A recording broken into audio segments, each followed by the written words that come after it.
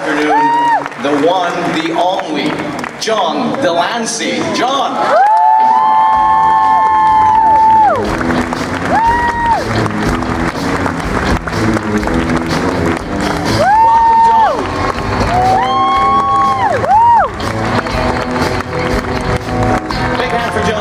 John, how are you? Great to see you.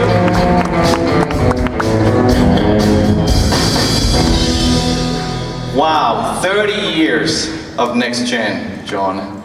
I wanted to ask you, what are your early memories of the beginning of it all, coming into Paramount for this new incarnation of Star Trek? How much did you know? How much did they tell you about this character of Q? Was it just a random call from your agent saying, we got you on audition and it may be something interesting? Well, you know, everybody except 3 people haven't heard this story, so I will make We have new fans every year. I think we're getting younger fans every year, right? New fans? Who's here for the first time? I was doing... all new fans. I was doing a show at the Mark Taper Forum, which is the main theater in Los Angeles, and I was playing the character of Amundsen, who was the explorer who essentially was the first one who got to the South Pole. It was a bigger-than-life, badass character. I got a call from my agent saying, you have an audition tomorrow for Star Trek, and the character, it must be some typo, it's just the letter Q. And I said, well, Star Trek, didn't they already do Star Trek? And then she said, well, they're doing it again. I said, look, I'm in the middle of a rehearsal. I just can't just leave rehearsal and go. And I did not go to that audition. And then a week later, a gentleman my agents gave me a call again, and they said, somebody keeps on calling for you. If we could make that audition at your lunch hour, would you be able to go? I said yes. So I went to the audition. I did my part. I just found out, by the way, from Rick Berman that I was, in fact, the only person who auditioned. I walked out of the room, and a big guy, and I'm 6'3", a guy who was bigger than I was, came out and he put his hand on my shoulder and he said, you make my words sound better than they are. And I said, oh, you must be the writer. And he said, I'm Gene Roddenberry. And I had no idea who that was. Really? That's interesting. And he said, we're going to be seeing more of you. And I thought, yeah. And I began to make a beeline because I had to be back in 20 minutes at a rehearsal all the way back downtown. And a man stopped me at the door and he said, this is a payback. I'm the producer who's keeps on calling for you. And about 4 years ago, I was laying flat on my back in a hospital with a quadruple bypass operation. Oh. And you made me laugh when I thought I was going to die. Wow. And I knew he was talking about a stint that I had done on Days of Our Lives. And he said, they're going to use you. And I went, oh, okay, when is this? And he said, he gave me the dates, and I said, well, you know what, this is not going to work because I'm going to be in Japan. He said, this is a really important job. You need to go and tell the people that you are giving your notice so that you're free for this job. And I said, well, let me ask you something. How many weeks from now is this job supposed to take place? He said, 6 weeks. I said, well, what happens if in the next 6 weeks, if I do that, in the next 6 weeks, somebody else comes to me with a job that's better than yours? Yeah. And he said, well, okay, well, let's think of some other thing here. So what they were able to do is that they were able to move, they were shooting for a month, they were able to move my shoot dates in the last 2 weeks. But I had to be back on a Monday, and now I'm looking at my schedule, and my last show was on Sunday of the play that I was doing in Tokyo. And I went, well, that's it. I'm not going to be able to do this. And my wife said, international dateline. And I left at 6 o'clock on Sunday, out of Tokyo, flew back to Los Angeles, and still don't quite understand how it works, but I got in at like midnight on Saturday, and I was on the set on Monday morning, ready to do the show. Come on, when we think about it, you did 8 episodes of Next Gen, I think 1 DS9 and 3 6 episodes of Next Gen. 6 of Next Gen. Not a lot of episodes. When we think about Next Gen, we always think of Q as a character that was there all throughout. And if you look at that perspective of Q bookending the show with, with the Farpoint episode and All Good Things, it feels like the entire run of the show is Q's test on humanity. Right. And I know all that developed because of a writer's staff and bringing you back, so you had no idea of any of this. But was there a point where you felt like, well, maybe this is something that will be real, and I'll be coming back, and the promise will be fulfilled, and I'll be part of this group? Right. No, not really. I mean, after the third day, a voice behind me as I was watching a setup, I heard, you have no idea what you've gotten yourself into. And I turned around and it was Roddenberry. And I said, what are you talking about? And he said, well, you'll see. And of course, I'm seeing. And then he said, we're going to bring you back 5 or 6 times a year. And then the second time I came back, which was in fact a year later, he came up to me and he said, that wasn't going to work out. Because I'm sure many of you have seen the play Romeo and Juliet. There's a character in it called Mercutio, and Mercutio is very funny, and he's sort of the life of the party until he dies. He just said, we just can't. If we have you coming back 6 times a year, it's just going to be, it's like the trickster comes back. So, and I said, I completely understand. So at the end of every job, every time they called me, it was a surprise. And at the end of every episode, I would go, well, that's it. I won't be doing this again. Did you have conversations with Gene or Corey Allen, who directed the pilot, or anyone about the right tone for Q? Or did they just leave you alone to find that? Corey wanted it to be rather. I disagreed with Corey. Corey wanted it to be much more straight. I'm a badass guy, and I kept on thinking, I don't think that's right. Now I played it. I mean, he's the director. They hired me, and nobody was asking me, oh well, just do it the way you want to do it. So when I came back the second time, I was able to put more stuff in. But I always felt that there was a little bit of a wink and a nod. You always needed to make sure that you lulled the audience into feeling that, oh well, he's a little eccentric, but he's actually fine, and then bingo. Well, it was heavy-handed. That Farpoint script. It's heavy. Yeah. I loved that when we did the Blu-ray interviews, you described him as a psychopath with a sense of humor. What's it? When we did your interview for the Blu-rays a few years ago, I said to you, in a nutshell, who is Q? And you said a psychopath. You played him as a psychopath with a sense of humor, and I thought, that's right. So I was wondering if that's something you found as you worked on the character, or they said to you, this is the guideline. But well, I mean, I found it in the beginning. When I was working on the character, I was working on the character in Japan when I was doing my, prepping. I mean, not working on the character, you prep the show. And on the way back in the plane and what have you, I sort of knew what I wanted to do. And then when I would do it with a little bit of a wink and a nod, Corey would say, no, I need it much more straight. So I would give it to him straight. But I already knew sort of where the fragments were, where the fissures were. Lines, maybe. Yeah, right. When did you first experience fandom? You did the show. How early did you start doing conventions or realizing that this character had a larger life than the 6 episodes? Or 2 or 3, the ones you'd done by then? I had, whether it was exactly when I experienced this fandom, I don't know exactly, but I do remember one instance where I was walking on the street in San Francisco, and somebody came up to me and said, would you sign this? And I said, yes. And I flipped it over, and it was my doll. It was an action figure.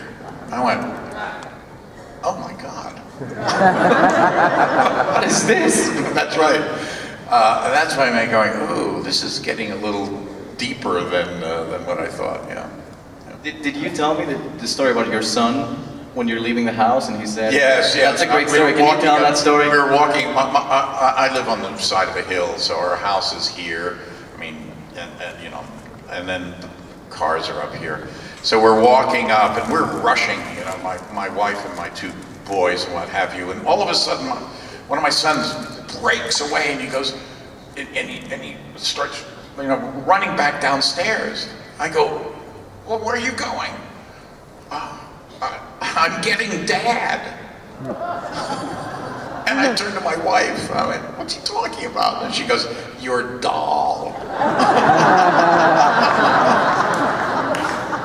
I love that story. As an action figure collector, someone who grew up playing with action figures, That's I love right. that story. That's right. Tell me a little bit about Michael Piller. You know, when we look at the history of Next Gen, it was really Piller who came in on that third year and defined that the show shouldn't be about all the crazy science stuff. It should be about the people and how these things affect the people. And I don't know if you guys out there have seen a show, lasted for 12 episodes, by the name of Legend, that Michael Piller created, starring John DeLancie and Richard Dean Anderson.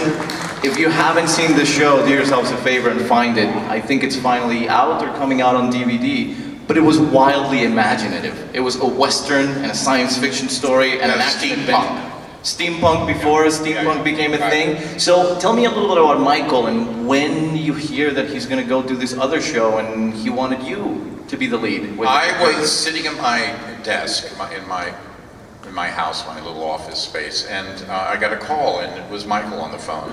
He said, John, I've written a script that is already sold for 13 episodes, and I have had you in mind the entire time.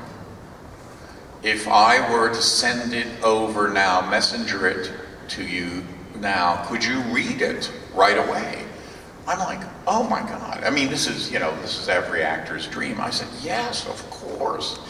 And if you like it, could you come in tomorrow and audition for it? And for what? It was like the, you know, it was like those 18-minute tapes, you know, the 18-minute gap in the Nixon tape, you know, it's like, I felt like, man, have I missed some big part of this conversation? Where did it take a wrong turn? I said, wait a minute, I thought you wrote this with me and I have to audition for it? Well, in fact, I auditioned. I went in and auditioned and I walked out and he came out with me and he said, I think you're gonna, this is yours. I said, great. He said, however, we have one more person that we want to see. And he's come in from Scotland. And I went, well, that's it. You know, you could, the audition process works this way, is that actors come in and there's a scene that they do for everybody. So those first 3 or 4 actors who come in, or 5 or 6 actors who come in, the writers and the producers and the director are hearing the scene for the first time. But by the time they get up to 30 actors, they're not listening to the scene. They're talking about, boy, did you see what that guy was wearing? You know, so you can imagine, you could have had a zebra come in with a Scottish accent, and they would have gone, yeah, that's it. And I knew I was going to lose it. And I did. You lost it? And I lost it. Wait, but there's something we're missing here. No. The show. No, because, listen, he came in, he was a good actor, but he had also this wonderful Scottish accent, and they went, yeah, why don't we go that way? We haven't. They being the network, the executives, who are all the people in the room. So he called me back and he said, oh, you're not going to get it. I went, oh, Jesus, okay. Then I got another call saying, you know what, we weren't able to make a deal with this guy, could you come in? And at this point I'm saying to my agent, I am so upset about this. They said, just get over it. Just go in. And you know, and that's the thing, as a professional, you begin just going, just get over it. I had a little sidebar story, which I had done 2 series for NBC. And my agent called me up, and it had been a couple of years, and my agent said, oh, you know, I'd like you to meet the casting director. It's a new casting director over at NBC. I said, fine. So I went over there to meet with the person who did one of those classically rude meetings, which is, oh, you know, so what is it that you've done? Ring, ring, ring. Oh, excuse me, just for a second, just hold that. Yeah, no, sure, I'll hold it. Go ahead. Go ahead. What was it that you've done? I was upset about it. I was upset. It was just rude. And I had another audition in a couple of hours, an hour and a half later, over at Disney. And I got myself really worked up about how upset I was about it. And I was thinking, I'm not going to take that next audition. Screw this. I'm not going to become a computer programmer. You know, with acting. I'm done with acting. And then I kind of got a hold of myself and I went, I'm a professional. I'm a professional. Just get over yourself, John. And I prepared for the next audition, went in, and it's a room filled with people who look just like me. And, you know, any, eeny, meeny, miny, mo, it could have been any one of us. And finally I get up, and I've been there for at least 40 minutes or so waiting. And I get to the door and they say, oh, John, do you mind waiting a little longer? I was like, God, this is, what a day this is. Mel Brooks is on his way over to see your audition, and he isn't here yet. Wow. So you said yes to that, right? I said yes. To that one, you said. That's right. And I got that audition. And what was the show? What was the... It was called Nut House. I had the best time working with Mel Brooks. But it's that area, there's in everybody's career, there's a line that's called known. Underneath it is unknown. Above it is, you know, starred. And I was toggling from on either side of that line that day. Yeah, that push. Yeah, right. Great. Well, Legend is a great show, guys. If you haven't seen it, find it. It's amazing, and I loved it. And big fan of Michael Piller. Michael was a wonderful writer. Yeah, anything you can share about Michael? Wonderful. We owe Michael a great deal. Yeah, Michael was a wonderful writer. Also, he came out of UNC, where my older son ended up going. At Chapel Hill. He's done a lot of what do you call it, scholarship work for people there.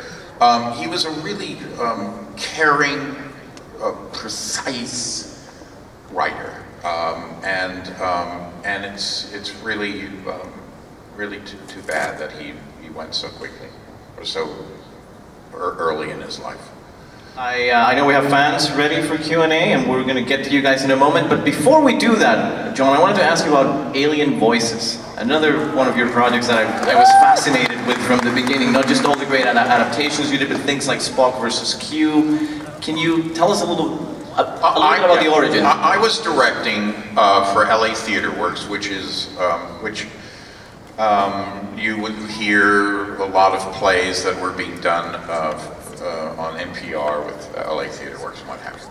And they came to me and they said, Susan Lowenberg said, you know, how would we need bigger audiences. We need, I said science fiction. I think that if we did War of the Worlds, the Howard Koch, Orson Welles' War of the Worlds, and then what I would like to do is to write a sequel to it. So Nat Sigaloff and I wrote a sequel to War of the Worlds. I think that that might work out really well. So she said, go for it. And she said, I'm going to ask Leonard Nimoy to be the lead in it. And I said, great. And I'm going to ask a number of the people that I know. Gates was in it. I think Brent was in it. I don't know who else. Armin maybe. Was he in it? Yeah. So we did it. And I had in the back of my mind that I really wanted to do dramatizations of classic science fiction. As somebody who suffered from being dyslexic as a little kid, long before they knew they could use the word dyslexic, and they just said, you know, he's slow or a little retarded or, you know, like that. And I flunked a grade and all that. Science fiction was the first book that I read. It was H.G. Wells, or no, Jules Verne's Mysterious Island. And so I felt a connection with it. So I went to Leonard and I said, you know, did you enjoy doing the radio show? And he said, I had a great time. And he was great. And I said, I have this idea, you know, and he said, why don't you come to my office and pitch the idea? So I went to the office, I pitched the idea, and he said, yes, this works out really well. For him, he was saying, you know, I've been doing these conventions for years, and this would give sort of a new twist to these things. I said, for me, it was a little more than that. I said, well, yes, we could do them for conventions, which we did, which Adam did. We did a couple of live shows. And you actually had a sci-fi special too on. Yes, and we also the Sci-Fi Channel decided going to the Sci-Fi Channel was hilarious because the fact of the matter is, and it's only because Leonard, the 800-pound gorilla, was in the room. But going to the Sci-Fi Channel and explaining to them, so we want to do First Men in the Moon. Oh, yes, First Men in the Moon. And Leonard and I would be the two guys. Oh, yes, so far so good. And we're on a stage. And they go, what? And we're actors who are holding scripts and their microphones. Well, their eyes are rolling to the back of their heads. Because this is like, what are you talking about? So we ended up renting out the Olympic Theater, whatever it's called, in Los Angeles, 1,500 people, and with a whole, you know, film crew there, multi-camera stuff, and we did the show, and they were kind of in the front row like this before the show started. Well, at the end of the show, where the audience jumps up on, because what you were also watching is you're watching actors, you're watching musicians who are kind of working their way around the actors and creating this, and you're watching Foley artists do it. Well, it was very, very interesting. Yeah. And all live. And all live. Fantastic. Yeah. Alien, yeah. Any ideas of just reviving it at some point? Well, you know what? I've been asked by so many people. You know, it was really Leonard and I who were doing driving force. The driving force. And one of the things in which we did not figure on, and that is that everybody was delighted to have him, Simon and Schuster and Sci-Fi Channel, what have you. But then we were involved, of course, in the picking the material, writing the shows. We're left alone, basically, to decide what it would be. But what we were not set up to do was to sell. We're not salesmen. And, you know, in the end, it doesn't matter whether it's an audio tape or a television show or you know, a rat, what do you call it, a rat trap. You still have to sell it. You need an engine driving. That's right. Yeah. Right.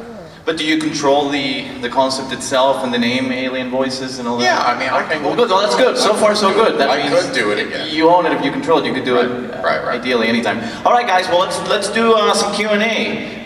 Starting over here. How are you? Hi, John. I mean, one of the is that Q on your tie? I'm sorry to interrupt. Is that Q on the tie? That's Q. I mean, yes.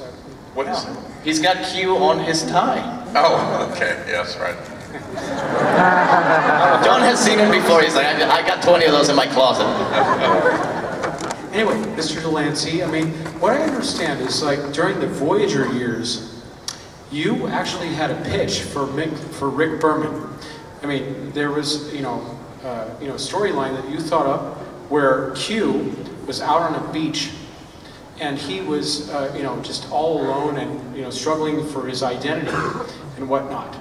And then nothing ever came of the pitch. I mean, you know, because, I mean, I don't know what the reason was, but I mean, you know, Q was, you know, out on a beach. And what was I doing on this beach?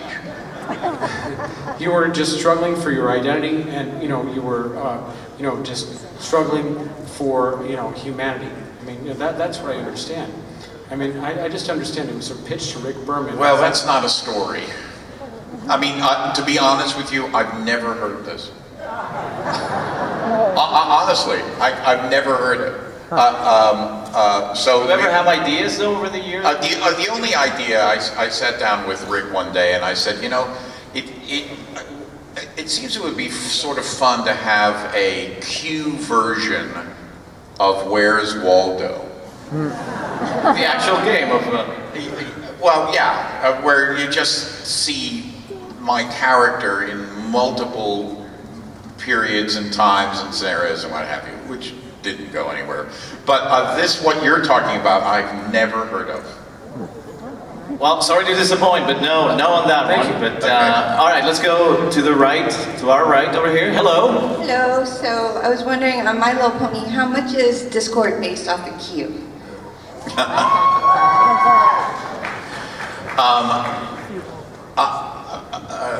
I do a voiceover for a cartoon of an animated series called My Little Pony.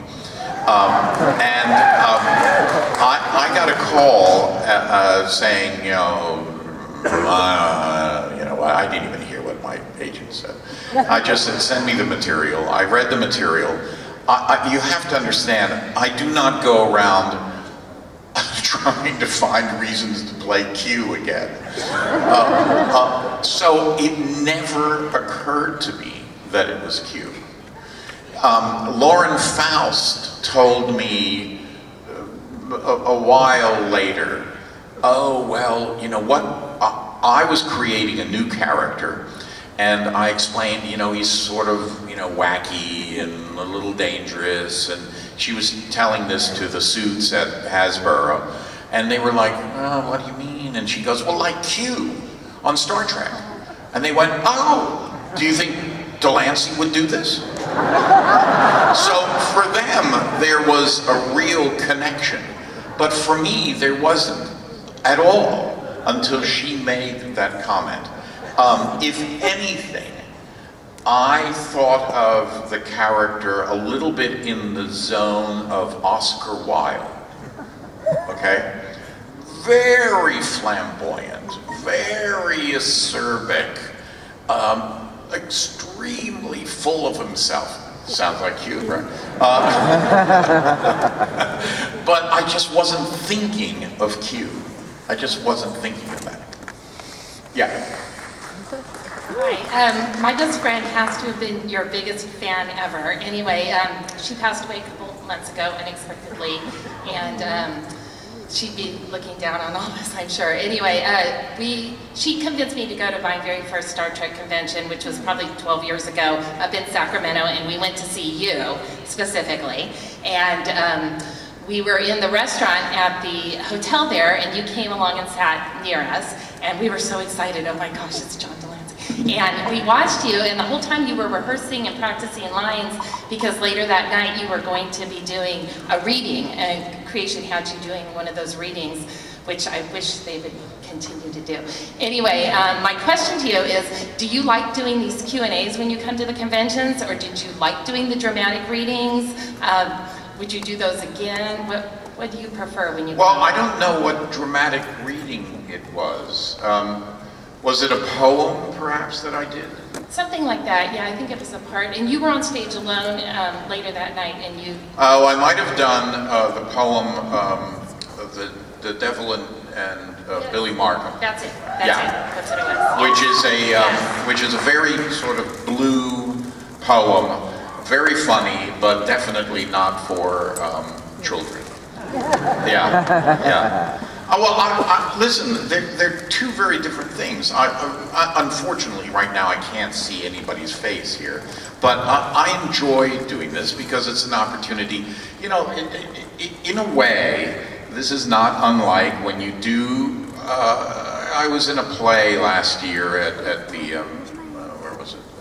Cleveland Playhouse.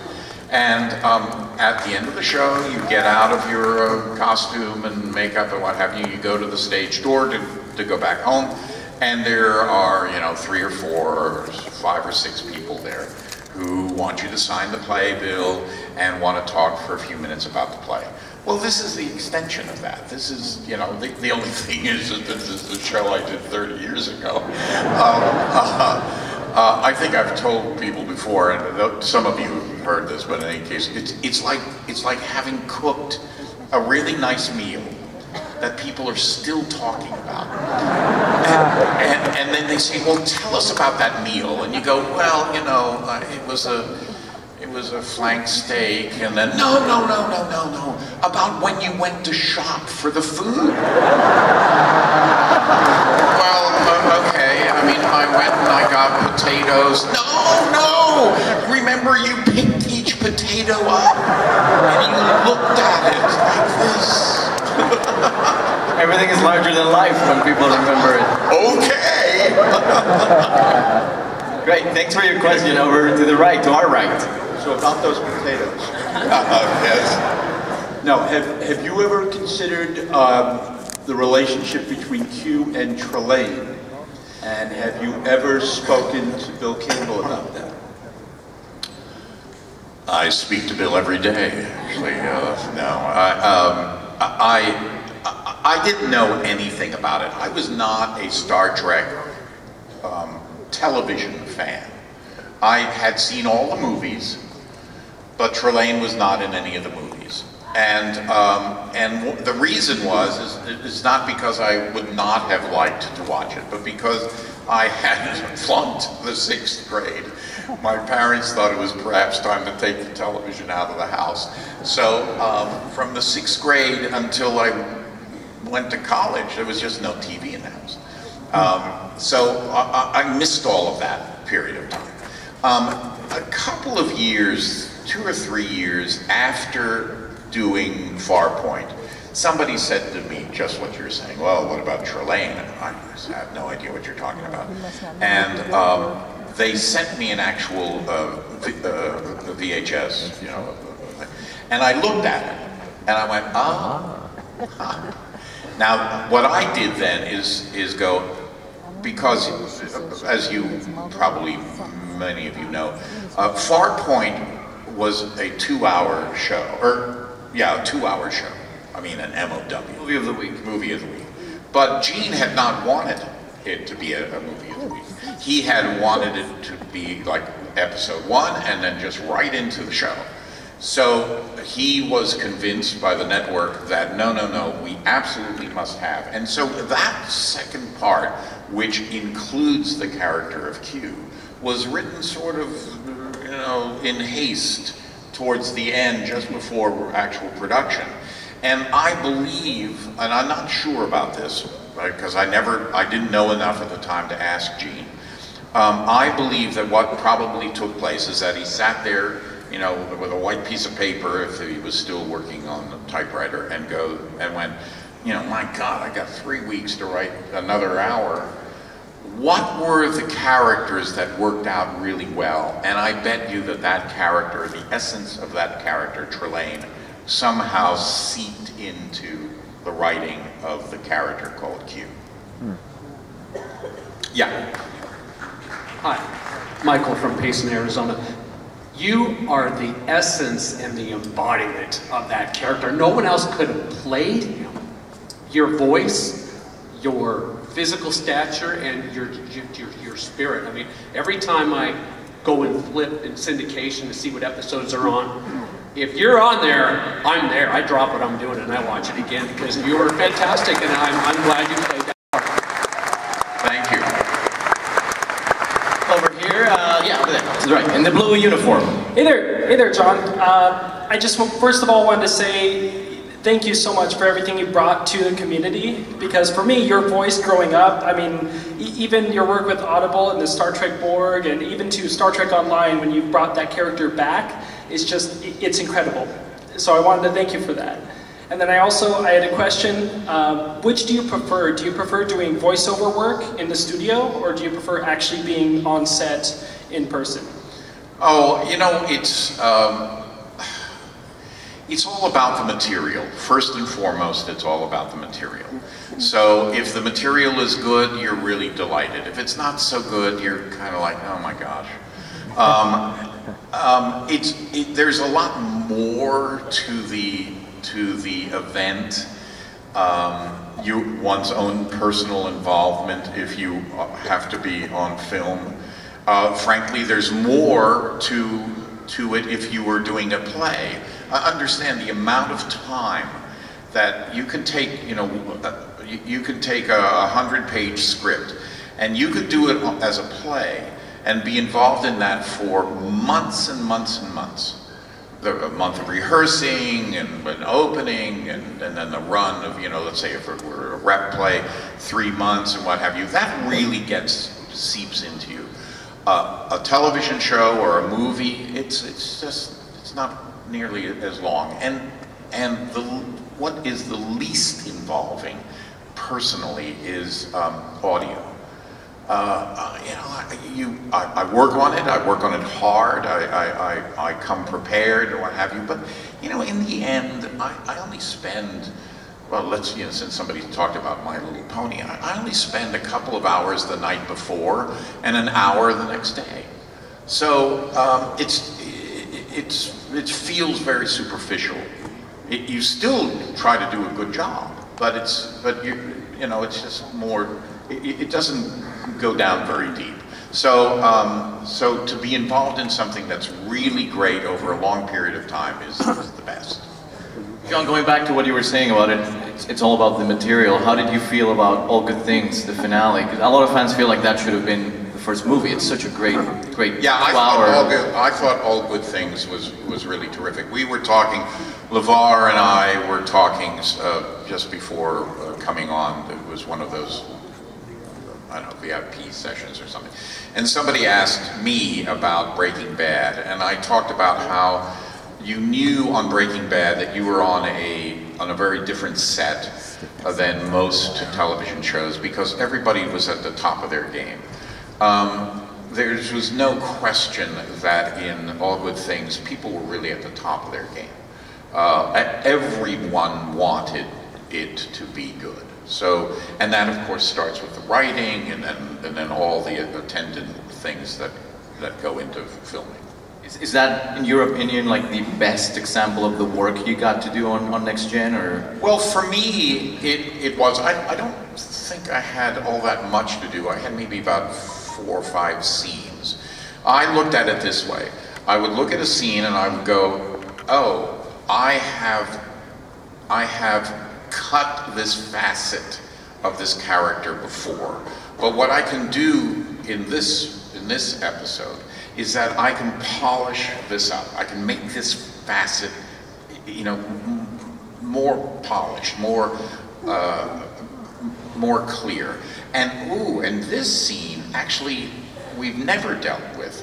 Now there, I can cut a whole brand new facet. So I approached it very methodically in that way. Yeah. Well, there's a great example of how it's about quality instead of quantity. Q is it in that episode, because those scenes are just wonderful. Yeah. That moment about the unknown possibilities of existence. Right. That great dialogue between you and Patrick. Yeah. Fantastic. All right, I think we have time for one more before we wrap it up. So over here. Yeah, I agree that he had great chemistry with the Next Gen cast. But my question is, other than All Good Things, what is your favorite Q within the Star Trek franchise? What is your favorite Q episode? Well, you just pulled out my favorite. So it's difficult to say. I mean, to honor your question perhaps to answer it in a different way. The things that did not work with the character of Q were things like, does Q love Vash? What worked best with my character is that if the underlying subject was of a large, weighty nature, I could do little undercuts, I could make it amusing and what have you, but you have your life to live over again. That was a big one. Should we allow ourselves suicide? A big one. You know, those type of things. And so those were the episodes that always meant more to me. And they just had more weight. And and I enjoyed doing those more. One more, just one more. Last one. Hey, John. For all of us, thank you for Alien Voices. I own all of them, listen to them all the time, and you are the best. My question to you is about Janeway. When you were with Janeway with all those episodes, how is it working with her? Because, you know, going with the child, leaving the child, they're doing all those things. What was the interplay between the two of you? Oh, well, this is a little... one of the things, I mean, Kate and I have known each other for years, and it was a man-woman relationship.